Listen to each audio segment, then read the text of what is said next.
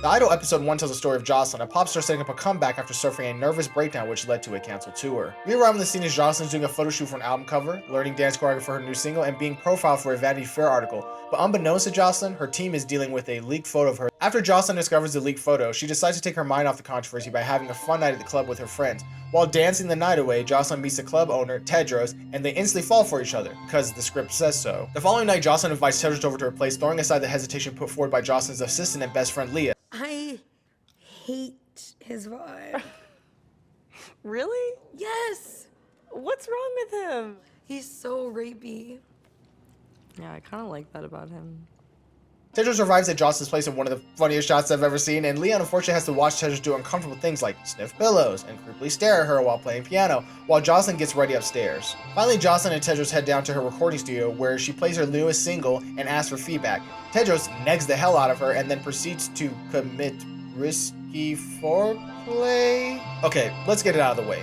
The Idol, a co-creation between The Weeknd and Sam Levinson, months before its premiere, was already subject to controversy when an expose published by Rolling Stone had various crew members comment on the departure of original director Amy Simons over creative differences with The Weeknd and the toxic exploitative story/work environment that left many crew members concerned. Series co-creator Sam Levinson was then sent in to reshoot the entire show, which was apparently already about 75 to 80% complete. This already set the expectations of the show in an unflattering light, and the 2-episode Cannes premiere did very little to dispel those concerns when director Sam Levinson responded like this during a Cannes press conference. We know that we're making a show that is provocative. It's not lost on us. But you know, I think, you know, it's an odd one because in some ways that when my wife read me the article, I looked at her and I just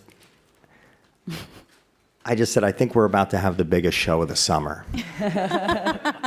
But I wanted to see for myself what the show was actually like. So is The Idol just the toxic exploitative love child of Sam Levinson and The Weeknd? Well, this first episode certainly doesn't dispel the accusations. After I completed this episode, I watched it again just to make sure my feelings about it weren't unfounded. But I think it's safe to say that so far the show is all style and very little substance. To be honest, it's not even that stylish, especially if you compare it to something like Euphoria. It further brought to mind a tendency I noticed from Sam Levinson after watching Euphoria Season 2 in the film Deep Water, which was penned by Sam. This happened as what I like to call soap opera writing, where he will jump from one sensational moment to the next, hoping that you get so wrapped up in the craziness and visual flair that you will forget about a lack of characterization or just straight up plot holes. The Idol is full of this type of writing. How you start your story is really important because it's how we are introduced to our main characters, shown their world, and given a glimpse about what themes we're going to be exploring during its run. But that's not Sam Levinson or The Weeknd's concern in this first episode. Their attention seems to be showing a lot of nudity, crash-shocking dialogue, and stylish music video-esque set pieces, but it can't make up for a lack of substance. A particularly frustrating element is how the show has little moments of humanity or something slightly deeper going on when it slows down and lets us get to know our main characters, but then it always just rushes off to another shocking visual or set piece. Is this show supposed to be a satire of the exploitative nature of showbiz? Because it feels like in its attempt to tell the story of an exploited young pop star,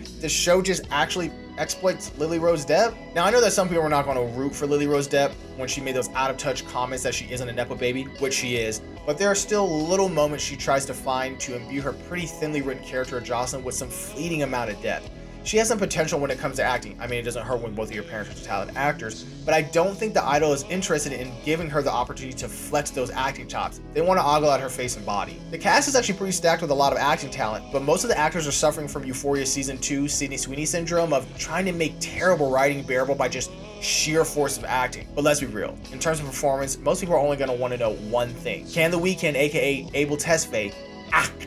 This is technically The Weeknd's acting debut, and he does have some potential, but not in a way that fully rounds up the Tedros character.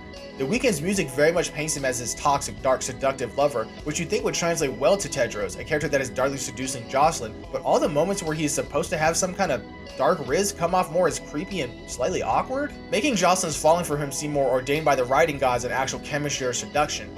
The moments where his performance actually works are when he is being more charming and lighthearted, so I'm hopeful that maybe the light and dark elements of his acting form into a more cohesive whole to make Tedros and a big part of the show's premise actually make sense. And for a show that is about a pop star, you think they would have a particular mastery of how to use music to enhance the show.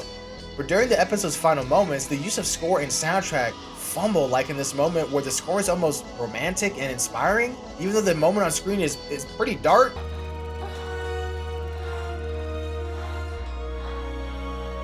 The real swing and miss moment comes at the end where you can tell that the show thought it was doing some badass send-off. Now you can sing. If you're going to use Prince in your moment, please make sure to nail it. Prince definitely shot this show some side-eye from beyond the grave. But let me know what you thought of this episode and if you think you'll keep watching. Mahalo, and I can't wait to read some of y'all's goofy ass takes.